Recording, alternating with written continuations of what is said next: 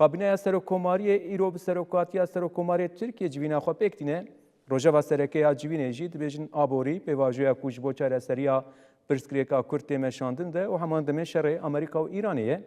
Desteya Rêveberiya Navendî ya Dem Partiyê jî bi serokatiya Serokên Giştiyê Dem Partiyê Tulay Hatîmoğulları û Tuncer Bakirhan bi rojevên weke Kanûna Çarçoveyî geşedanên siyasî, civakî û kongreyê civiya. Kabine piştî du hefteyan dê bi serokatiya Serokkomarê Tirkiye Erdogan civîna xwe pêk bîne.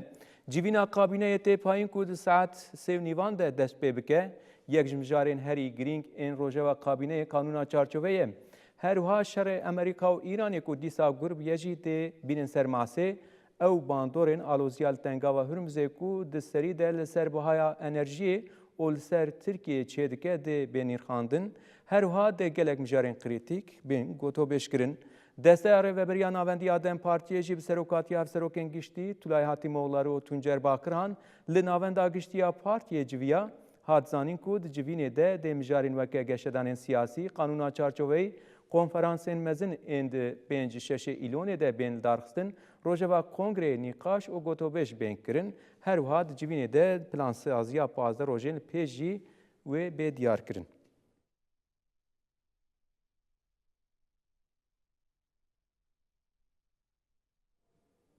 Najî ji bo hûrguliyên van civînan bi taybet em biçin Ankarê, nûçegehana me Gönül Gün ve merebe derbarê pêvajoyê de jî agahiyan bigirin.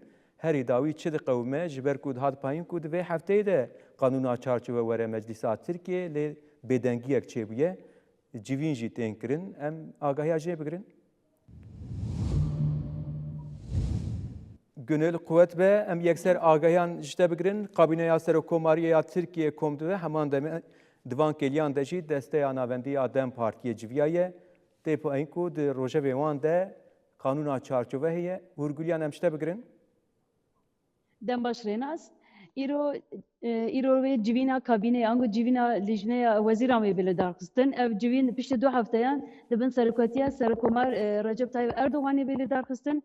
Wê divê civînî de li ser gelek mijaran bêkirin lê mijara sereke pêvajoya heyê û pêşnûme yasaya çarçove be. Mijarên de jî wê li ser rojhilata navên geşedanên daviyên rojhilatê û polîtikayên derve û reşa aborî ya davî her wisa şevatên li daristanan jî wê bên gotûbêjkirin. Weke tê zanîn serê vê hefteyê roja duşemê civîna Mayakayê yan got civîna Lijnê Rêveberiya Navendî AK Parti hatibû kirin. Hatibû diyarkirin ku divê civînî de wê pêşnûme yasaya çarçove pêşkêşî Erdoganê vê kirin. Piştî ku Erdogan nirxand û erî kir vê qonaxa nivîsandina pêşnûmeyê dest pê bike. Vê civîna îro de jî li bendê ku taybet li ser vê pêşnûmeyê wê bên sekinandin. Lê tiştî ku em dibînin rojevê de geşedana dişopînin hê jî ev navaroka pêşnûme yasaya çarçove nehatiye teqeskirin. Hê jî nivîsandina qonaxa temamkirinê jî nehatiye bidavîkirin. Wekî din em ji bo Dem Partî jî dikarin bêjin ku berdevka Dem Partî Ayşegül Doğan biriya televîzyonekî li ser yasaya çarçove û pêvajo axivî got hêj yasaya çarçove nehatiye berdestê wan û parlamentoyê û li bendê ku bê temamkirin û were berdestê wan û Doğan divê axaftina xwe de diyar kir ku biryara çekdanî ya PKK şansekî dîrokî ye. Her wisa divê naveroka pêşnûmeya yasayê teng nebe berfireh be. Wekî din Doğan ji bo pêşnûmeya yasaya çarçove wana jî got erê aniha raya giştî de pêşnûmeya yasaya çarçove tê nîqaş kirin lê nehatiye berdestê wan nehatiye parlamentoyê hê jî ev pêşnûme di qonaxa nivîsandinê de ye.